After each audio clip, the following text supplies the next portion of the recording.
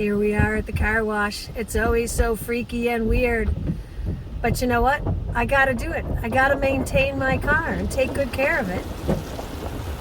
One of the beautiful things about my husband is that every time we go on a date, the car is washed and waxed.